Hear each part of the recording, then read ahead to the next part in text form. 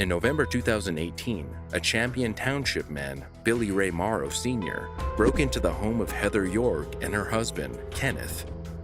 The attempted burglar was shot in the arm and later charged with aggravated burglary.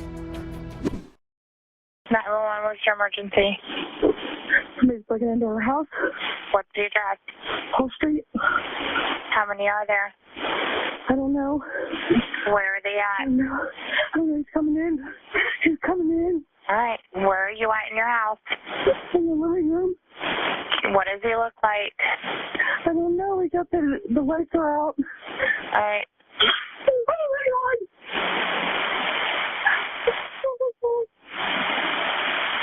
Where are you at in the house? In the living room. Where is he coming in at? The back door. My husband's something on him. Oh my God. All right, stay on the line with me. Oh my God. Stay on the line. Oh my God. All right, what's your husband's Oh my name? God, my husband shot him. My husband shot All him. right. All right, stay on the line with me. Husband just shot him.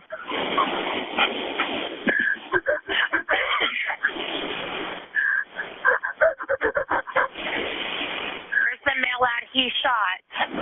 In the hallway. Is he? He's in the house. All right, what does he look like? I don't know. I'm Do afraid you know to where tell he you. shot?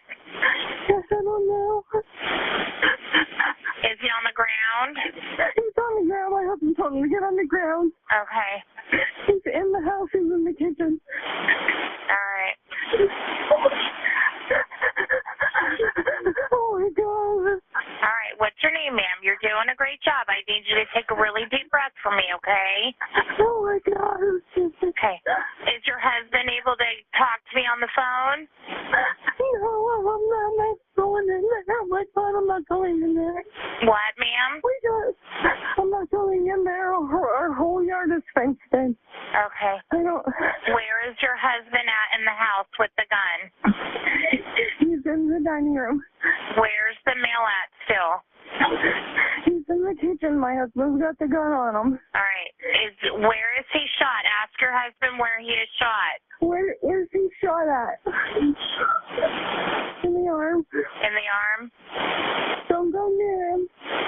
Is he Don't go breathing? near him. Is the male subject you guys shot breathing? Yeah, he's breathing. He's talking to him. All right, you're doing okay. I need you to go to the front door, okay? I need you to tell your husband to stay where he is. We have an officer pulling up on scene right now. I need you to instruct your husband to put the gun away.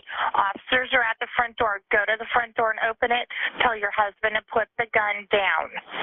He said to put the gun away. The officers are here. Put the gun away. Put the gun away. Ma'am, go open the front door for the officer. The door's already open. He must have tried to get in the front door. All right. Here, Katie. Here. Tina, come here, honey. Do you have any children in the home? No. All right. Has he put the gun down? Yeah, the officers are in here. All right. So I'm going to go ahead and disconnect with you since the officers are inside, okay? You did a great job, okay? You did a great job. You're very welcome. All right. Bye-bye. The 48-year-old, who had attempted to break into the home on Hall Street at about 1 a.m., was shot in the arm by Kenneth York as his wife was on the phone to 911.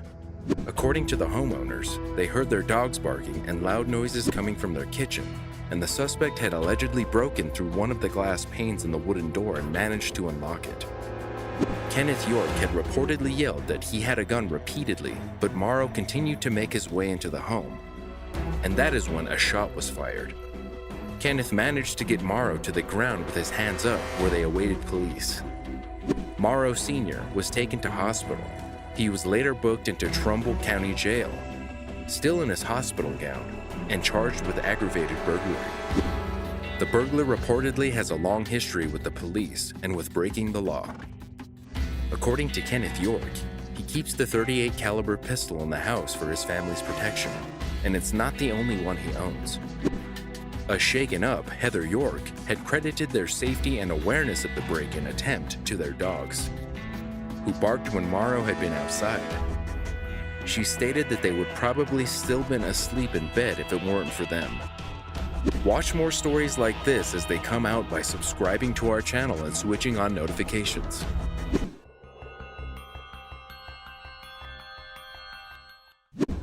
A Western Pennsylvania woman, Laurel Schlemmer, drowned her 3-year-old son Luke and 6-year-old son Daniel in their McCandless home.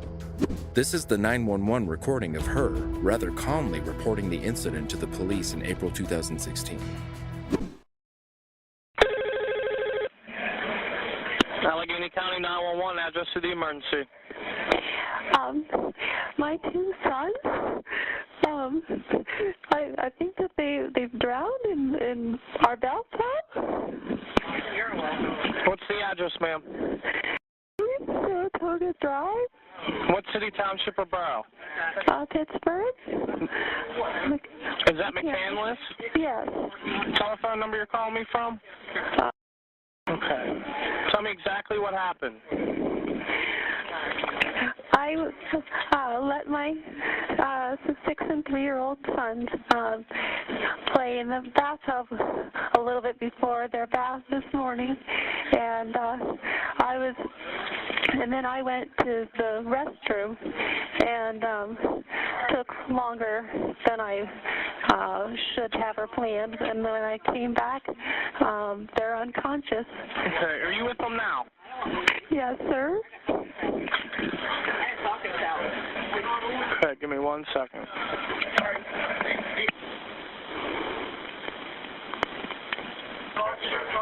Okay.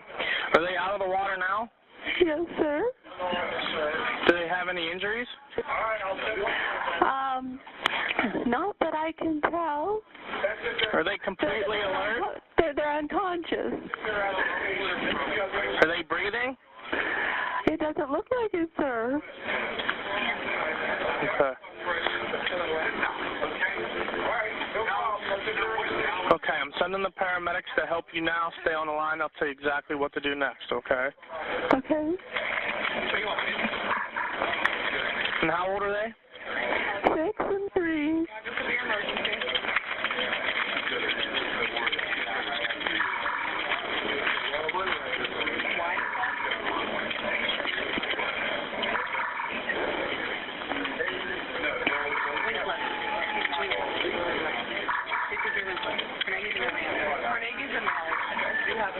Okay. All right, listen carefully. I need to know about how old they are. And you said 6 to 3, right? Yes, 6 and 3. Okay. Are you right by them now? I'm in the study. They're in the bathroom. Okay. Can you go to the bathroom? Yes. I'll go get the cordless phone. Okay.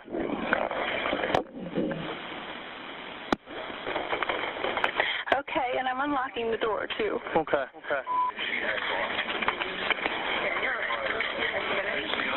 Tell me when you're right by them. Okay. I'm there.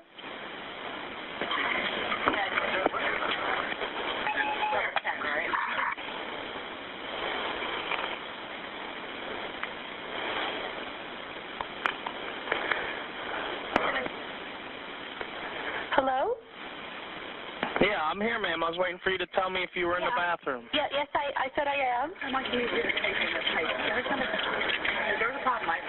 said I am. Okay, give me 1 second. Okay, you're right by them. Yes, All right, sir. listen carefully. Lay them flat on their back on the floor or the ground and remove any pillows. Okay.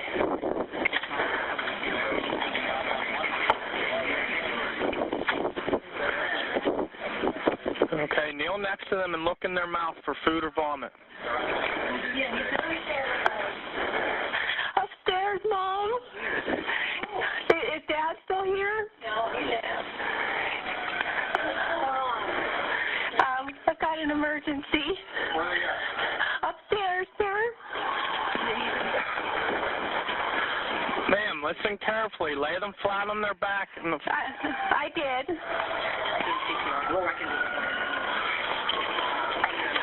The paramedics are here.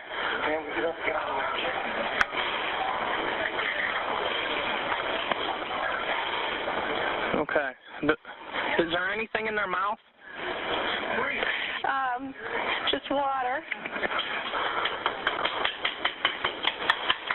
Okay, turn their head to the side and clean out their mouth and nose, okay? Should I just move out of the way?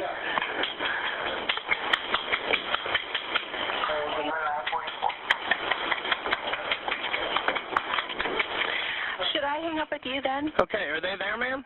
Yes, they are. Okay, ma'am. Thank you. Okay, bye.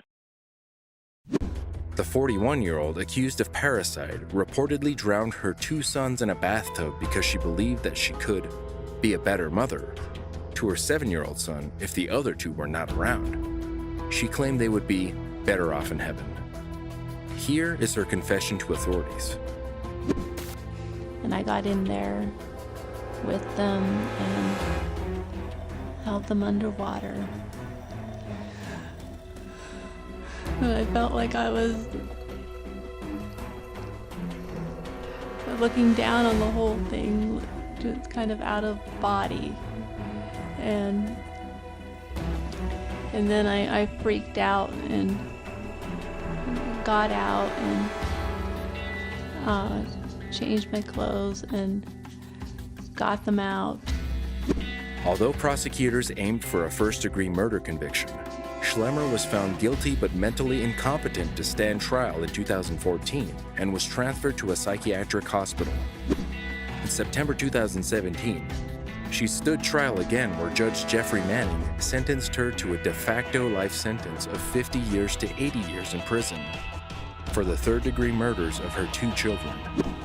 According to her husband, Mark Schlemmer, and psychiatrists for the prosecution and defense testified that Laurel allegedly became concerned that the 2 younger sons were autistic and would never grow up normally, even though they did not show signs of the mental conditions.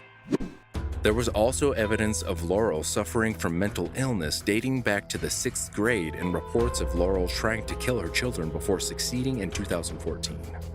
The first time was when she let Daniel, then 2, alone in a hot car at Ross Park Mall in 2009, but police responded before the child was harmed.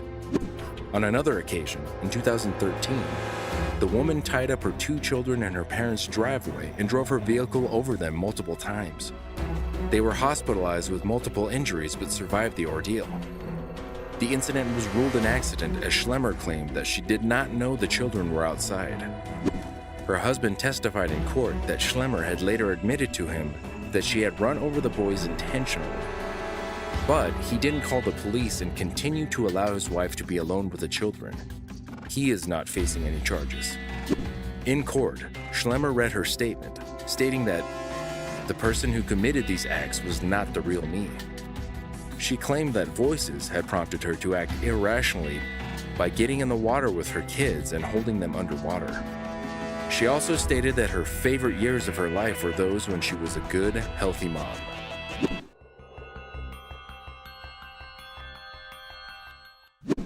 In July 2018, Cleveland man Shannon Lamb was accused of not 1 but 2 murders and reportedly shot himself in the head after fleeing from police on foot and into the woods near Greenville.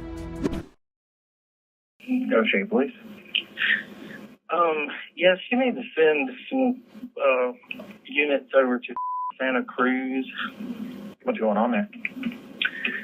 I shot my wife last night.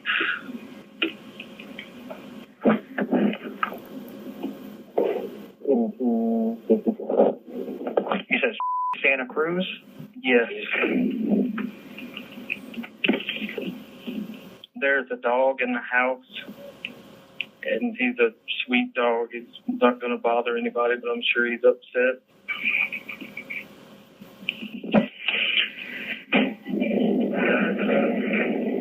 Okay, sir. What is your name? That's all I feel like saying right now. Just go and take care of her. You'll find all of her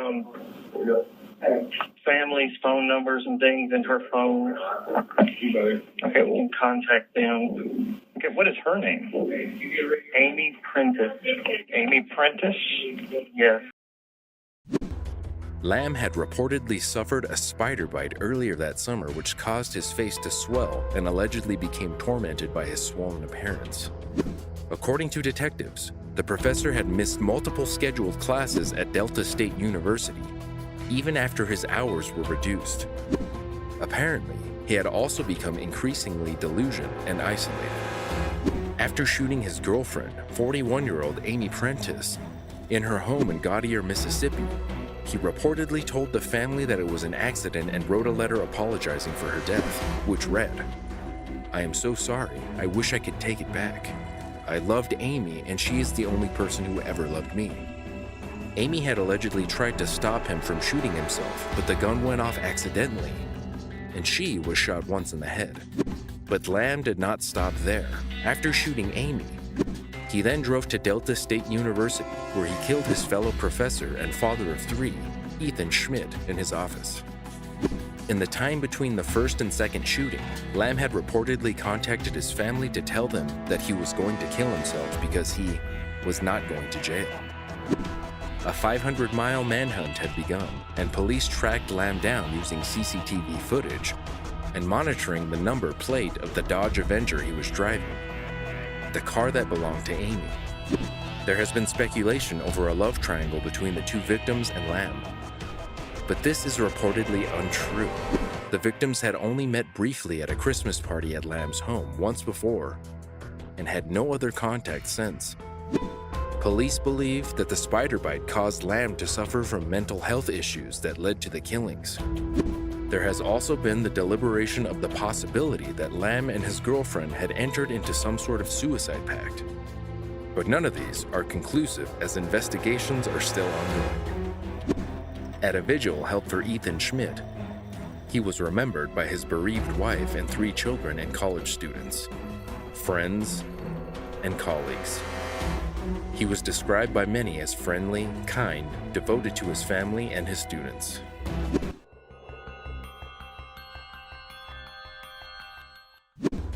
A 911 call made by a 27-year-old led to a 3-hour standoff with the local SWAT team. In December 2015, Fegaya Tausaga Leatua used his 3-year-old daughter as a hostage. The Thurston County Sheriff's SWAT team was called to his home after stabbing the 911 caller multiple times. These disturbing calls are made about real crime stories. If you don't want to miss new uploads, hit the subscribe button. 911, what are you reporting? Yeah, I'm reporting a stabbing in my house. What's the address? 8406 49th Loop Southeast. And it's a house, not an apartment? It's a house. Okay, where was the person stabbed? He's multiple stabs in the leg, in the head, everywhere. I need an ambulance here now. Stabbed in the head and the leg? Yes, yes. I got my Is the patient conscious? Right now he is, but my wife's nephew's here and he stabbed him. Okay, where is he now? He's still in the house. I need a police here too. Okay, while we're talking, my partners are advising law enforcement and fire department, okay? So talking to me won't slow them down. Does he still have the knife? Yeah. Oh, where's he at? Come on. I'm still here. Stay there, please come. They're coming in. He's still in the room. My wife's trying to talk him out of it. Put it down, E5. So he still has the weapon? Set you up. He still has the weapon? What? Who put you online, E5? What game? 5. Stop. E5, please. E5. Please come now, please. Okay, we've got them advised. I just want to try to get more info. You stay on the line with me, okay? Stay on the line with me. Does somebody have any? Stop it. Can somebody put pressure on the wounds? Yeah. Somebody get clean, dry cloths and put pressure on the victim's wounds, okay? Right now, yeah. Okay. Where is your nephew? He's in the bathroom right now. There's That's, blood everywhere. My God. your nephew is the one that stabbed him, right? Yeah, he's my wife's nephew. Put pressure on you. Okay. And who is the patient? Is it a male or female? He's a male. Oh, how old is he? He's who? How old is who? The patient. He's 27. Okay, and is he still conscious while we've been talking? Yeah, he's sitting on the floor now. His blood Is everywhere. he breathing okay? Yes, he's breathing. He's okay. Okay. Okay. And again, sir, I understand you're upset. I understand, but talking to me won't slow them down. I'm just getting them more information, okay? While they're already advised, okay? But my wife is trying to What's talk your to wife's the guy in the nephew? room with What's- a knife. Okay. I understand that. I'm crazy. Can everybody else get safely to another room? I just want to keep everybody safe. Yeah, I understand. Okay. Understand. Goddamn. Are they coming? Yes, they were. Yes, they were advised when you first called. Okay. Do you know your wife's nephew's name? Nephi. How do you spell that? N-E-P-H-I. P like Paul, H like Henry, I. Yes, N-E-P-H-I. You stay upstairs. Okay. Do you know Nephi's last name? You stay upstairs. No. Okay. How old is he? He's 28, something like that. Is he white, black, Hispanic, Asian? He's Islander. Pacific Islander? Ambulance coming now. Yeah, he's Islander. Okay. All right. And he's still in the bathroom while we've been on the line? Is he locked in there? No, my son's in the bathroom bleeding, and my wife got him, the other guy, in the room. Okay, so your son was the one that was stabbed. Okay. Which room is the suspect in? He's downstairs in the room. It's hard to explain. Just downstairs in the room. So he's in a bedroom downstairs. Is he by himself in that room? No, my wife is by the door trying to talk to him to get the knife out of his hand. Okay, so he's in a downstairs bedroom, and your wife's outside the door. Yeah, and he's talking to him, and I don't know, he's like going crazy or something. He keeps thinking people are... Is he under the... Okay, it's just driving time. I know it seems like a long time, but we have to get them, they have to come from wherever they were at, okay? Just stay on the line with me while we wait, okay? God damn. So is he under the influence of anything? Who, him? I don't know what the hell he's on. He's on some bullshit. But he's having some mental issues. Yes, yes. Okay. Any other weapons in the house besides the knife? No. So no firearms are in the house? Come on, please hurry up for my son, please. Okay, I understand, sir, but again, talking to me doesn't slow them down at all. They are going to go as fast as they can. They were advised when you first gave me the address, okay? Well, just bear with me, okay? Try to be patient with me. I know you're upset. I understand. Put pressure on that too, man. Okay. And you're with your son in the bathroom? And the bathroom, is that upstairs? Yeah, lacerations on his left leg, his right arm, and his head on the right side. And he right side of head. Two lacerations on his right arm, one on his left leg, and the right side of his head. Is he still alert? He's barely. He's man, a lot of blood came off. Okay. And if we can just keep keeping pressure on that, and so you're... Come on, guys. Where's the police? Fuck. I'm going to keep you on the line until they get inside, sir, okay? God damn it.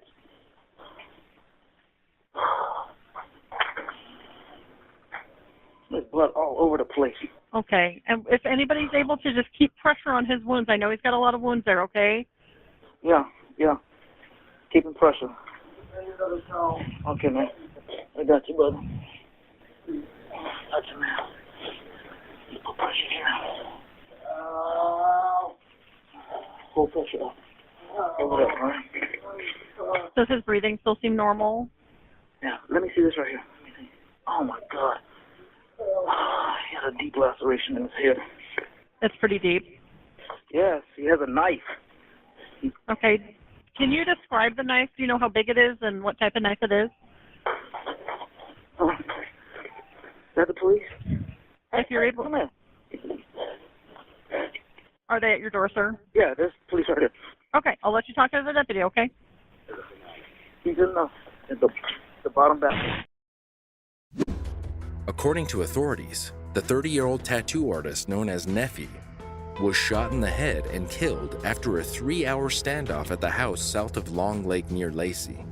SWAT was reportedly sent to the home after receiving a 911 call from his 27-year-old cousin, who had frantically told emergency services that he had been stabbed several times by Leatua. Leatao's cousin, who had been living with Leatao and his daughter since the previous October, was taken to Harborview Medical Center and was confirmed to be in a stable condition by Lieutenant Cliff Zeismer of the Thurston County Sheriff's Office.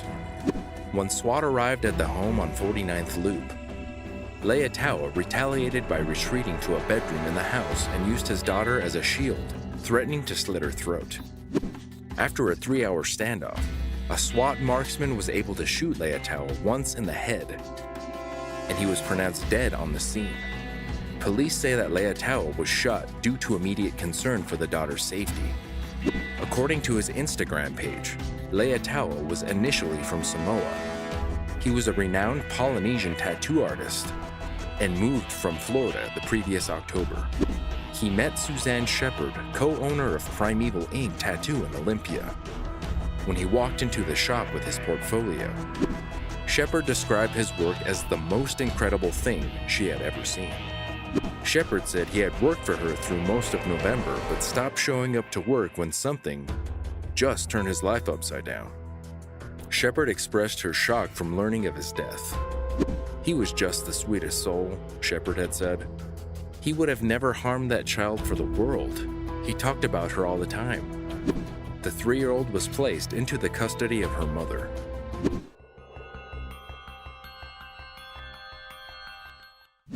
In August 2020, a 17-year-old teenager was paddleboarding when caught in rough waters and separated from his board. Little did he know that keeping his phone in a waterproof pouch in his wetsuit would save his life. Coast Guard Rescue. Oh my God! Thank you. I'm like 400 now 400 meters off the coast. I don't know where it is, but it's on a Whitehall Valley. The 2 islands off the coast. Yeah, Near so there. What's the issue with it? What's the problem? You on a paddleboard or a kayak, or what are you doing at the moment? But I had a paddleboard, but now I'm drowning. I have a life jacket. You have a life jacket? Yeah. I'm really struggling here. Keep calm and rest back and lie on your back as much as you can with your legs wide apart and infuse The your life. waves are really bad now. That's fine, you will float over the water. What's your name? Alfie. Your name's Alfie. Is your paddleboard near you at all at the moment? No, not at all. We've requested a helicopter. We've also requested the Abersoft lifeboat as well. Alright. Just keep breathing in and out slowly and just relax and you will float. Luckily you're wearing your life jacket as you said. How old are you, Alfie? 17. You're 17. I'm starting to get very scared. Please, Alfie, don't panic at all. Okay. Just don't panic at all. Like I said, just stay on your back, stay calm. Okay. And like I said, you will float. Where are you? Can you hear the helicopter at all? Can you hear a helicopter there? Hello, Alfie, are you still there? Right. Whoa. About 5 meters.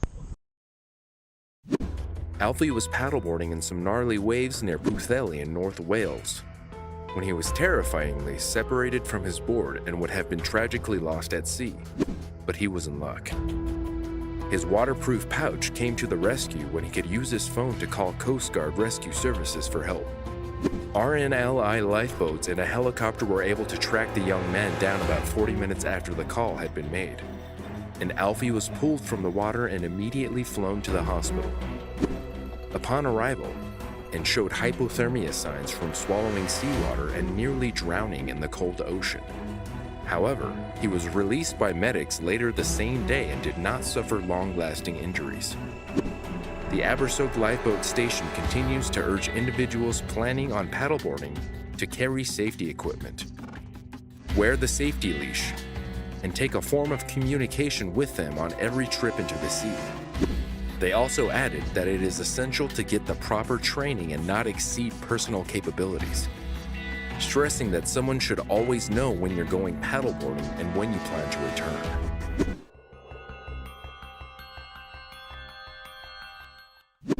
"11-year-old Josh Williamson became a little hero when he performed life-saving CPR on his father, Tommy.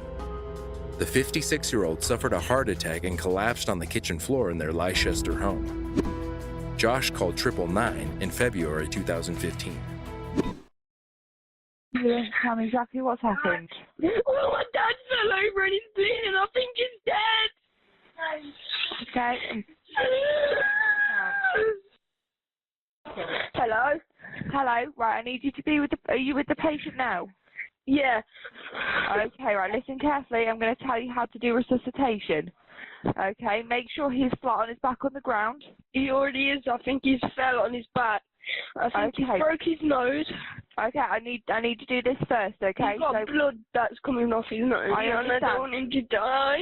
I know. I understand. That's why I'm trying to help. Okay. So place the. Can you try and save him from me? I don't want him to die. Right, I need you to do this for me, okay? I need you to place the heel of your hand on the breastbone in the center of his chest, right between the nipples. Yeah. The other hand on top of that hand. Push down firmly 2 inches. Yeah. With only the heel of your lower hand touching the chest. Yeah. Now listen carefully. Pump the chest hard and fast, at least twice per second. We're going to do this 600 times or at least until help can take over. Let the chest come up all the way between pumps. Count out loud so I can count with you, okay? How many times? 600. I'm counting with you, okay? So 1, 2, 3, 4. 1, 2, 3, 4. 1, 2, 3, 4. 1, 2, 3, 4.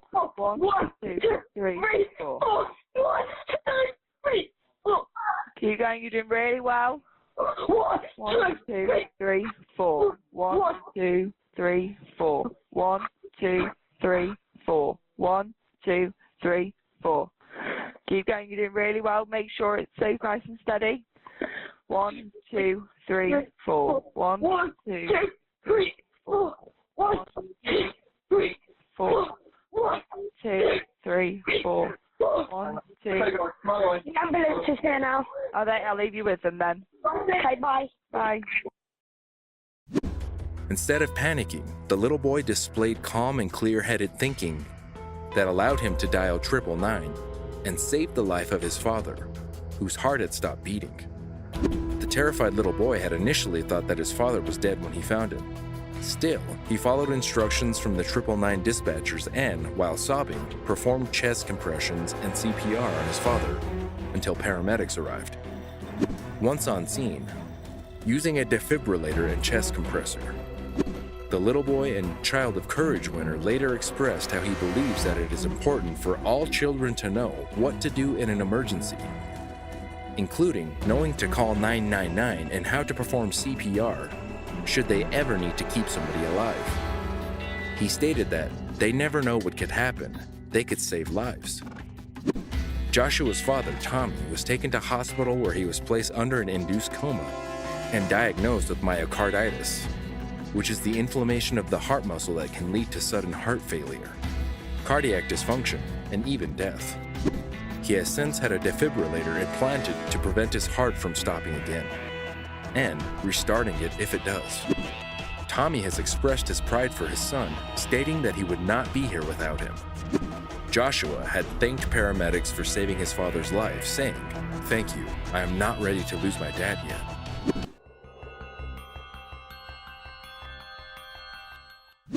In July 2018, a harrowing phone call was made to emergency services.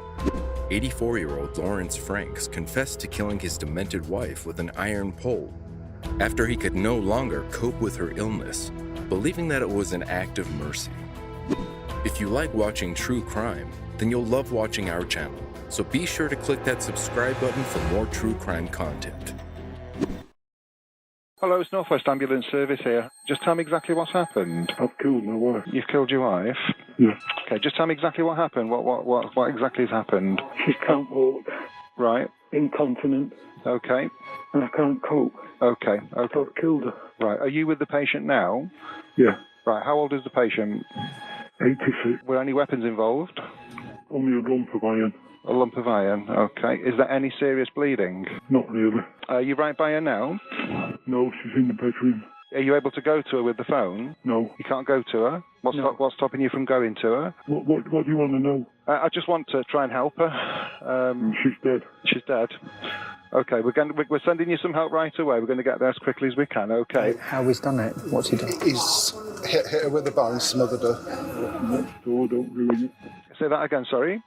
There's a little girl's party next door. Don't use sirens and spoil it. Okay, well, we just need to come and help her as quickly as we can. She's dead. That's all there is. Okay, we're going to get some help there as soon as we can. Thank you. The police have just arrived. Have the police arrived there now? Yes. This is the ambulance. Take a seat for me, sir. Hello, down at the police. Okay, you're there with them now? We are, yeah. All right, I'll leave you with them. Thank you. The killing allegedly happened after the former bus driver and lifeguard's wife, Patricia, had not recognized him. In an act of desperation, he struck her on the back of her neck multiple times with an iron scaffolding pole as she lay in their bed in their home on Francis Road in Gatley, Stockport. To make sure that his beloved wife was truly dead, he then smothered her with a pillow. According to authorities, the couple had been married for over 60 years and were devoted entirely to one another. When Patricia had been diagnosed with dementia about 10 years prior, they tried to live life as normal. They continued to go on holidays together, and Franks had made alterations to their home to make living easier as they age. Franks had promised his wife that he would never place her in a care facility and vowed to live out their days together at home. But as the 86-year-old's dementia worsened to the point that she was incontinent and unable to walk, and he had recently been in hospital for a hernia, he could no longer cope with both his wife's and his own deteriorating health, and knew he would soon have to break his promise. The day he killed her, she no longer recognized her dear husband, and this was his devastating breaking point. In her younger years, Patricia had worked for the NHS as a pharmacy assistant for 30 years. And in her time, she had reportedly witnessed negative experiences of elderly patients. Defense's Vanessa Thomas stated in court that it was an unfortunate case and that Franks knew he could no longer give her the adequate care she needed. But he also knew he could not put her in a care home where he felt she would be left to rot.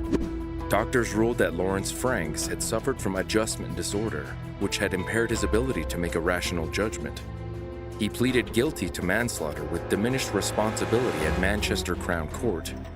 Judge David Stockdale described the case as extraordinary and heartrending, and his 2-year prison sentence was suspended. Franks was, however, ordered to undergo a 20-day rehabilitation activity course.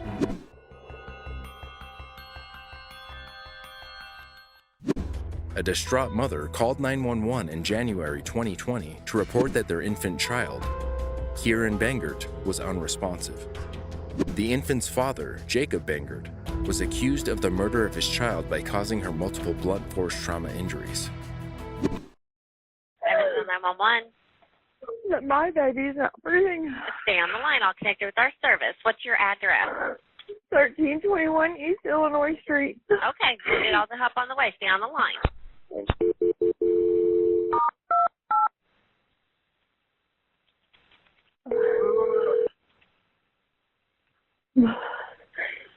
Take it. Go away. Ambulance service, what's the address of the emergency? 1321 East Illinois Street. Yeah, what's the phone number you're calling me from? Okay, tell me exactly what happened. His dad said that he fell and he rolled up to bed last night on the floor and that he was fine and he took the bottle when I came home from work, he was fine. And before I went to sleep, he was eating a bottle. He was fine. But he didn't wake up at all throughout the night. I got up this morning and he's not. AMR, she said her baby's not breathing. Okay. How old is he? 3 months.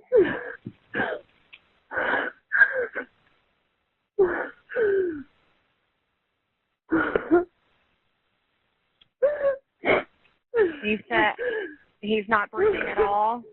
No.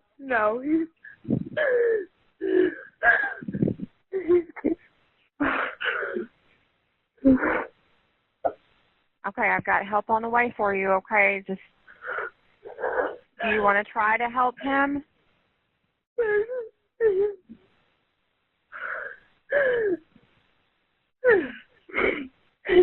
Dad said that he tried to do CPR on him.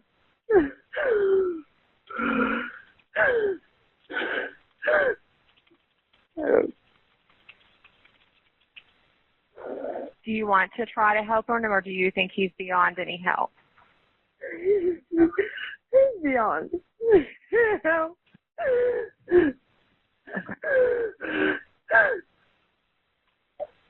I've got all the help on the way for you, okay? I'll stay on the line with you until somebody's there, okay? Is there anything I can do for you? No.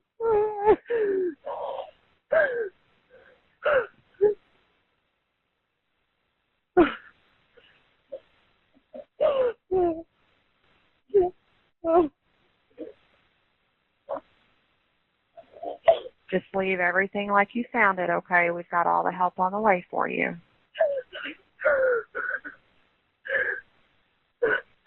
Fire department's on scene. Okay.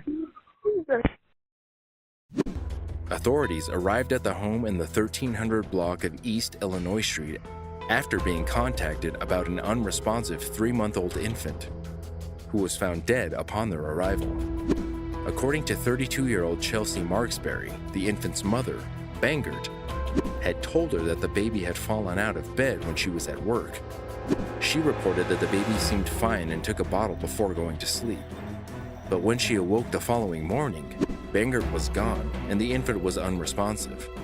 That was when she contacted 911. Police found several facial injuries on the infant, as well as severe burn marks on her face and chest, what appeared to be cigarette burns, on the infant's feet and hands. A lot of the detectives and the other workers as well say this is probably the worst infant death they've ever seen, reported EPD PIO Nick Winsett. The autopsy performed also revealed that the baby suffered massive multiple blunt force trauma before death. The coroner also ruled the death a homicide. Marksberry was arrested in connection with the death of her baby. She confessed that she and Bangert did heroin while she was caring for the baby and their 4-year-old and 11-year-old sons. Marksberry was booked into the Vanderburgh County Jail on charges of neglect, reckless supervision, and death of a child. Her bond was set at $20,000. According to authorities, the search for Jacob Bangert ended when members of the community of Evansville had called police upon recognizing him. Bangert was reportedly found on foot, handcuffed, and immediately taken in for questioning. Jacob Bangert was sentenced to 65 years in prison in November 2020. Chelsea Marksberry's trial began in July 2021, and although she has confessed to her crimes, the trial is still ongoing.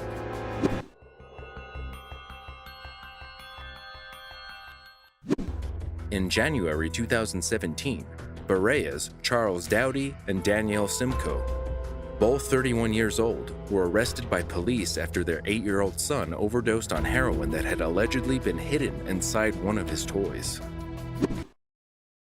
911, what's the address of your emergency? What's the address, babe?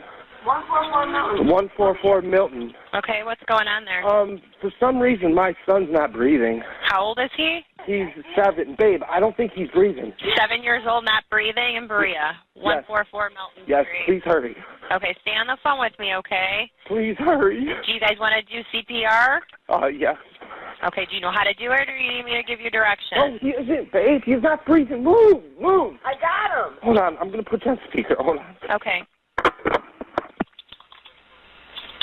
Hello? 911. Yes, I just called. I'm sorry. Okay, that's okay. Is he not breathing for sure? Yes, he's not breathing. Okay, you want to start CPR? Yes.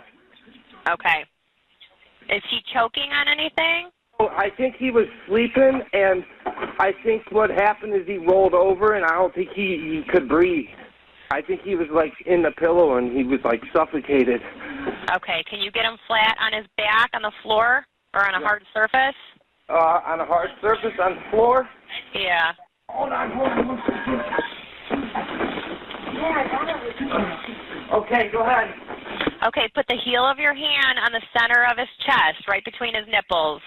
Okay. And then put your other hand on top of that and push down hard and fast, at least 2 inches in depth. Okay. And just keep doing that. Try to pump twice every second for at least 100 compressions per minute.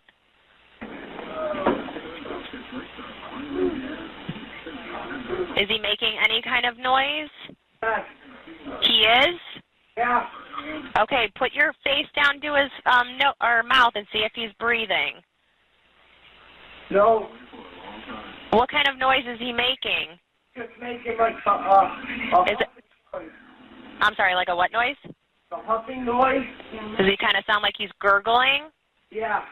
Okay, keep doing the compressions.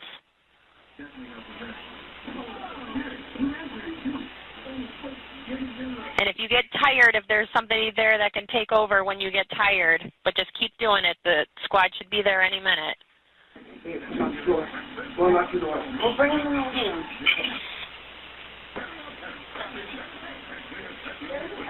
Open the door. They're here, ma'am. Okay, I'm going to go ahead and hang up. Keep doing it until they walk in, okay? All right, bye-bye. Charles Dowdy begged 911 to hurry to his son's aid after he had stopped breathing. The child was immediately rushed to Southwest General Medical Center, where he was resuscitated. A urine test soon revealed heroin, Xanax, and fentanyl in his system. And medics found prescription pills as well as heroin in the child's sock.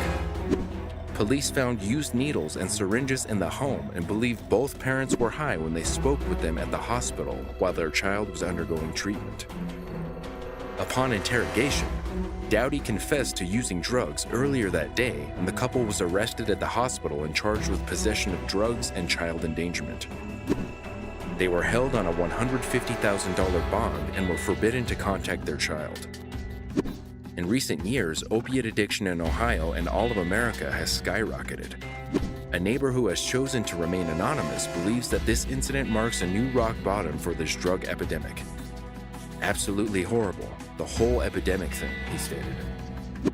It's just way out of hand and it's hitting awful close to home now. Real close to home. We live on the same street. It's devastating to hear. The 8-year-old was placed into the custody of his grandparents, and according to neighbors, he appears to be doing well.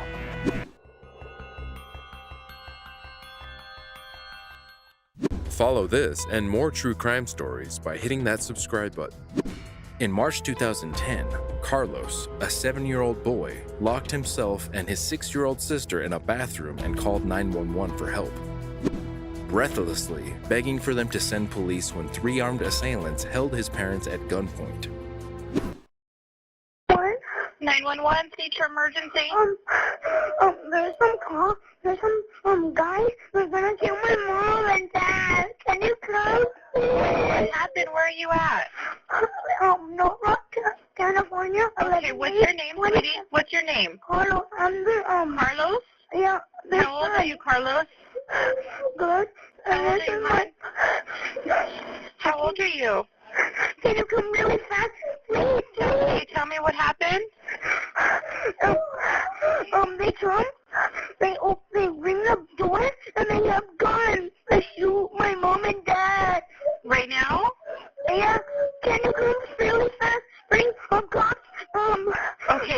me. I have them coming. None of them. Listen to me. I have them coming, hon. Listen, okay?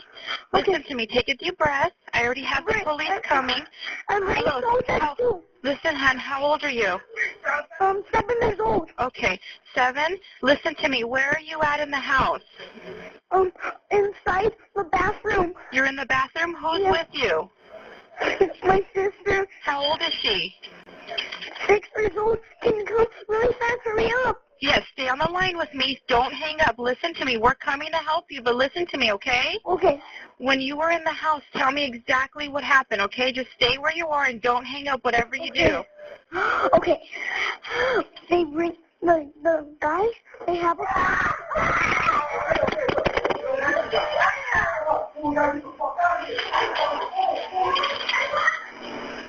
Hey, we need deputy now. We have a home invasion, and he's saying that they shot the mom and the dad, and their 7-year-old was screaming 911 in the phone. Yes, but they just broke into the bathroom and took the kids. The heroic actions and quick thinking of 7-year-old Carlos saved his family on the day that 3 armed men held his parents at gunpoint. The boy remained calm during the ordeal, managing to lock himself and his sister inside a bathroom in their home. He then called 911 before his parents were hurt. According to Carlos, he credits his ability to remain calm during the incident to his mother, who had made him practice dialing 911 in case of an emergency. Detectives were unsure whether the crime was targeted or opportunistic.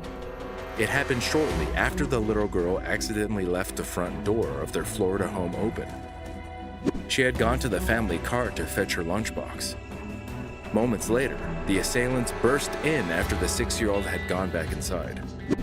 Carlos says the men had broken into the bathroom where the children were hiding, and 2 of them allegedly had handguns, but the children and parents were unharmed as the men ran when they heard a police car arrive at the home.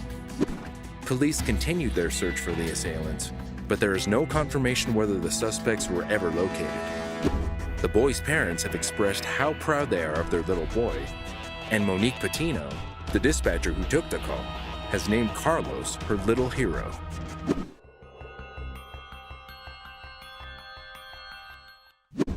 In March 2015, Constance Hollinger received a call from a 12-year-old girl who a 68-year-old man sexually assaulted. After the internal review of the call, she received a 5-day unpaid suspension for rude and unprofessional behavior. Go ahead. Cleveland Police, Hollinger. Yes,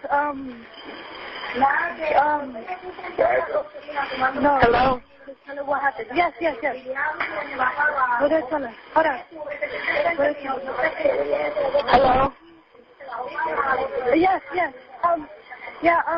This is old guy who touched me. This is who? Santana. What are you calling the police for? Because we're living with this old guy, and then while I was sleeping, he touched me. And of course, I didn't like it. And then... How old are you? And then... Huh? How old are you? I'm 12. I'm 12, and he's 68. What's the phone number you're calling from? I don't know what's his phone number. Hold on. So what's the address? Where are your parents at? Inside. I already told them. And what'd they say? That they were going to press charges on them, that I have to call you and something. Is he still there? Huh? Is he still there? Yes. And how old is he? 68. Hold on one second. How did he touch you?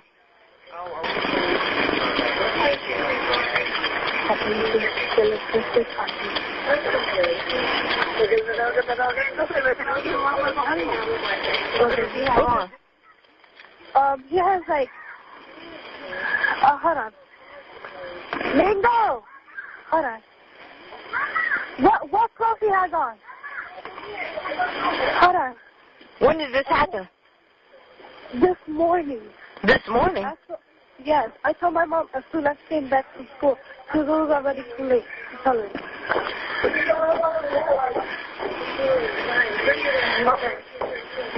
So you told your mother when you came home from school? Yes. He has like blue pants with I think a black shirt and a black jacket. Better be in his house and he's here. We're in his house and he's here. And you said this occurred this morning? Yes. And why didn't you tell anyone this morning? It was already too late to leave. And I had to hurry up because I was also late for the bus. And that he's about to go. He's about to go where? To his sister's, to his daughter's house. Does he have a car? No, his daughter's coming to pick him up.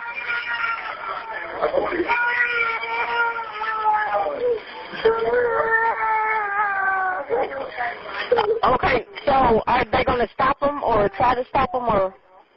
I don't know. Ma, he's saying if you're going to try to stop him or something. And you hold him there till we get to him? I don't want to hurt him. Huh? They going to hold him there till we get there? Hold on. Hello? Yes.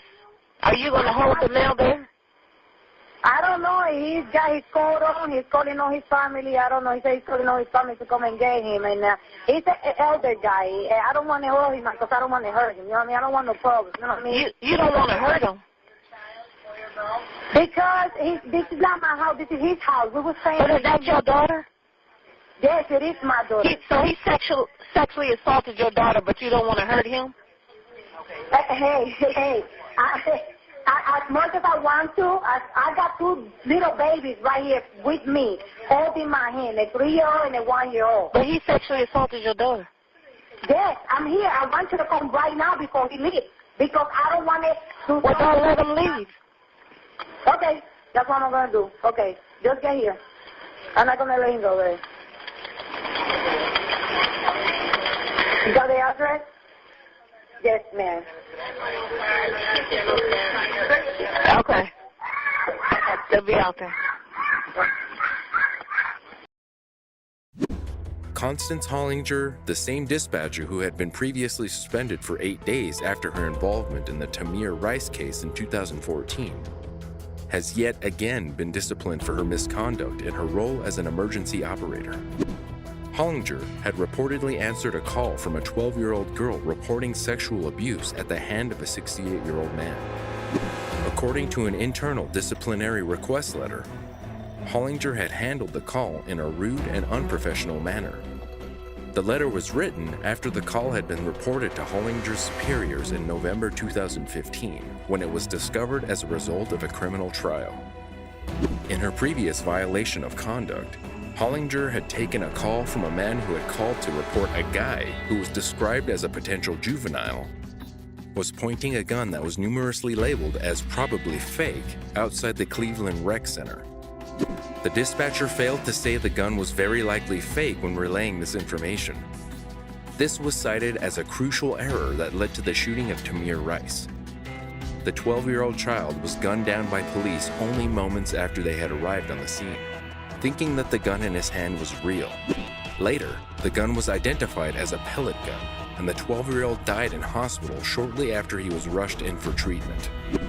Samaria Rice, Rice's mother, had called the disciplinary action unacceptable, and her attorney protested the action as well, stating that 8 days for gross negligence resulting in the death of a 12-year-old boy was pathetic. During her internal disciplinary hearing for the call in March 2015, Hollinger pleaded not guilty to several conduct violations, but was later found guilty and was suspended for 5 days without pay.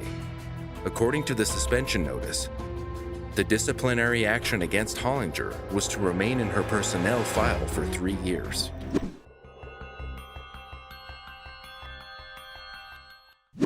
In July 2008, Michael Roseborough, a man with many secrets, called 911 after finding his wife and mother of 4 children, Jan Roseborough, in the deep end of their swimming pool. He was arrested and charged with her murder. Lancaster County 911. You want to wait this, I'm sorry? I believe my wife just drowned. Okay. And what happened? I had gone to bed about an hour and a half ago, and she was outside, and I came out, and I saw the lights were still on the pool, but, oh, God, the torch were still on. And I came out, and I found her in the deep end of the pool. Okay. Is she breathing? No, she's not. Is she still in the water? No, I pulled her out. Okay. Do you want to try to start CPR on her? I will, yeah. Okay. Do you need help to do that? I can give you instructions on what to do. I was lifeguarded. I know. Right. I can walk you through it if you want help. I want to get her out of the pool. What's that? I want to get her out of the pool. She's still in the pool? Yeah. I thought you said she was out of the pool. No. Oh, my God. I'm sorry. She's out of the pool. Help me through it, please. Okay. So she is out of the pool? Yes. Okay. What I want you to do, is there anybody else there? My children are asleep. How old are your children? 12, 9, and 6. Okay. What we need to do is get her on her back. Yes, sir. Okay. You have her flipped over onto her back? She's on her back, yes. Okay. I want you to check and see if she has a pulse. Do you know how to do that? I do. Okay. There's no pulse. There is none? There is not. Well, what we're going to do is we're going to start the CPR, okay? Okay. Keep her head tilted back, pinch her nose closed, cover her mouth with yours, and give her 2 deep, regular breaths, about 1 second each. Okay. Is that the siren for the fire department there? Yeah. Okay. Hold on. I can go up. Please, hold on.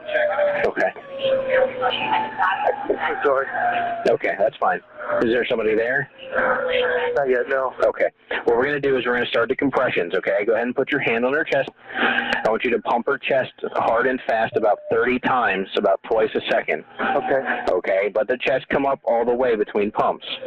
And let me know when you've done it 30 times, okay? Okay. All right, go ahead and do that. All right.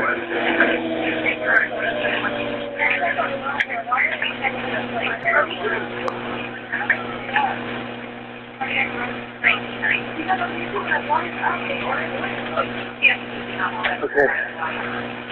You did it about 30 times? Yes, sir. Okay. Go ahead and I want you to look in her mouth and see if there's anything in there. No, there's not.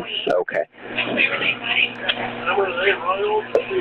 The ambulance is here, sir. The ambulance is there? Yes, sir. Okay, sir. Go get them, okay? Thank you. All right. Lancaster County is home to the quiet town of Denver, which was shaken by the news of Jan Rosebarrow's gruesome death in 2008. Michael had reported to police that he believed that an intruder had killed his wife, claiming that $40,000 worth of jewelry had gone missing that same day. According to authorities, the death was first assumed to be an accident.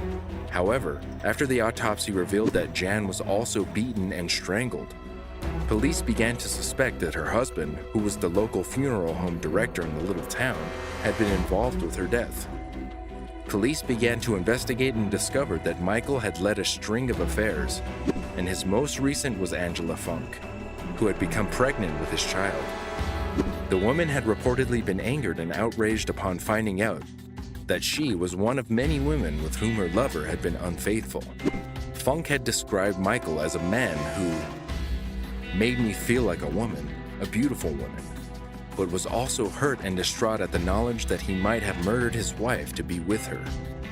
She said that he did not love her if he was willing to kill his wife for her, adding that all she felt was used.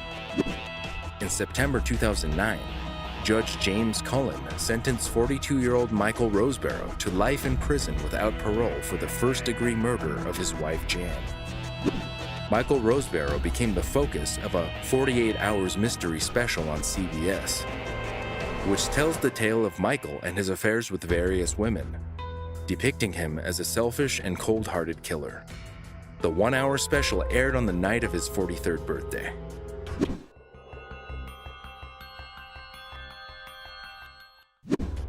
If you keep coming back to watch these disturbing stories, hit the subscribe button.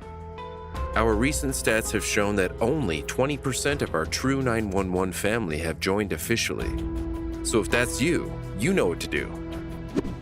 In July 2015, 2 distressed Tennessee sisters hid from 2 burglars in a tiny bathroom cabinet as they called 911 and begged them to hurry and save them.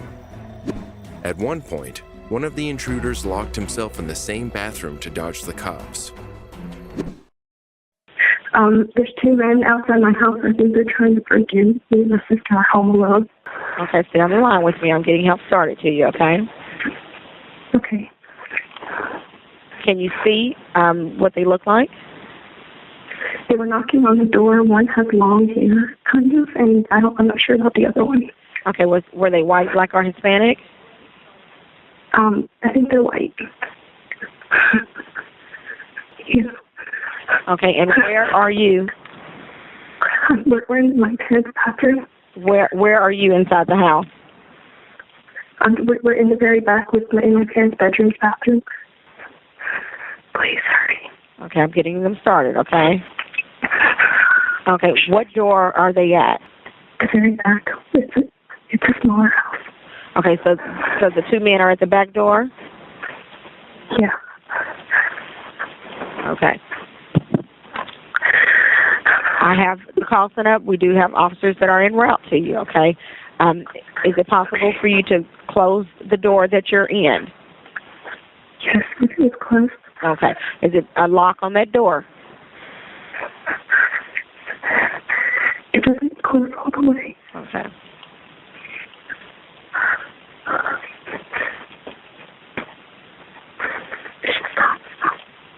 Okay, how old are you and your sister?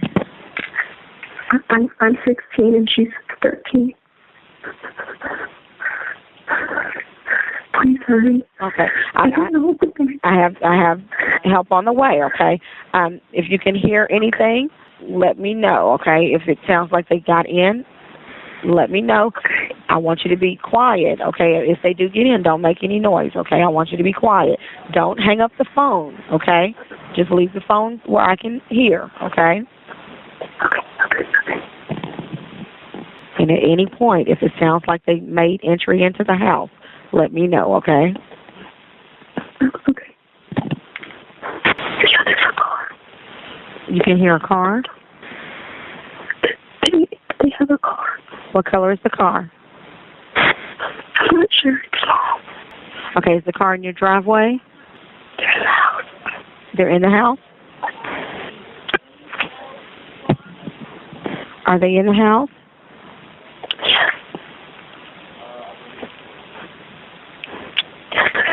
Okay.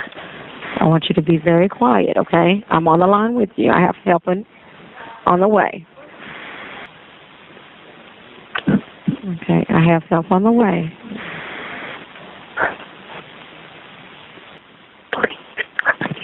They're on the way. They are coming to you. They're getting closer. They're getting closer to the bathroom? Are they getting closer to the bathroom where you are? Yeah. Okay. I'm updating that information for our officers, okay? They're on the way to you. Okay, I have an officer that's close by, okay? He's outside. He's coming to you, okay? Just stay where you are, okay? Until I let you know that it's okay to come out.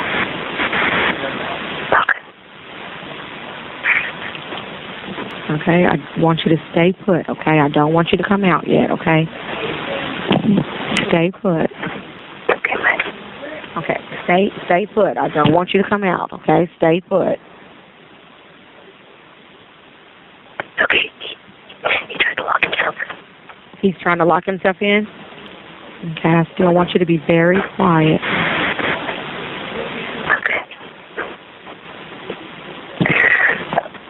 Can you tell where in the house he is? What? Can you tell where inside the house he is? No. I think we know it's okay to come out. Okay, I just want you to stay put for right now, okay? Don't come out. Don't make any loud noises, okay? Be as quiet as possible. Okay. We have the police that are outside. They're getting one in custody. Okay, but I just need for you to keep as quiet as possible, okay? Can you tell if he's in the living room or in a bedroom? No, it's too far. You can't tell? No, I can't. Can the police come inside? Okay. They know that you're still hiding in the bathroom, okay? Okay. I just want you to keep as quiet as possible. Do you know which room he went in? No, I don't know. Okay.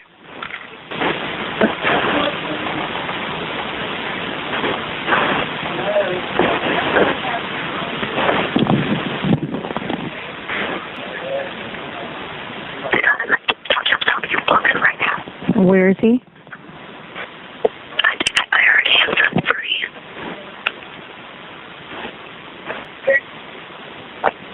Okay, don't come out yet.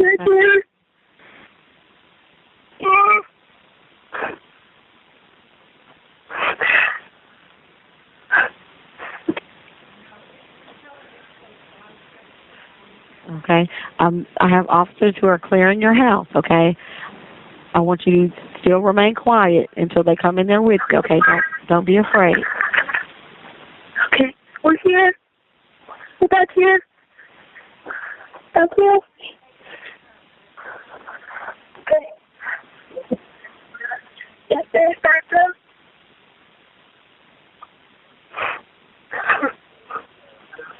Back here. Right here. The 16 and 13-year-old Nashville sisters were home alone when just after 9 a.m., they heard two men trying to break in through the back door. The girls hurried to their parents' bathroom, where they hid and contacted 911 for help. As police arrived at the home, one of the intruders tried to dodge the authorities by hiding in the same bathroom the two girls were hiding in, locking himself in. Police managed to arrest the burglars, 31-year-old Brian Tomberlin, who at first tried to drive away and was located by a police dog in the woods near the home shortly after. They also arrested 29-year-old Carlos Murillo, who attempted an escape on foot but was quickly apprehended, and police charged them both with burglary. Murillo was also charged with aggravated burglary as well as possession of burglary tools. At the same time, Tomberlin faced the same charges but was also charged with felony evading arrest, as well as driving on a revoked license. Authorities found stolen cash, jewelry, a shotgun, musical instruments, and a computer that they had taken from the Nashville home in their getaway vehicle. The girls were commended for their quick thinking and involvement in helping the police catch the two criminals.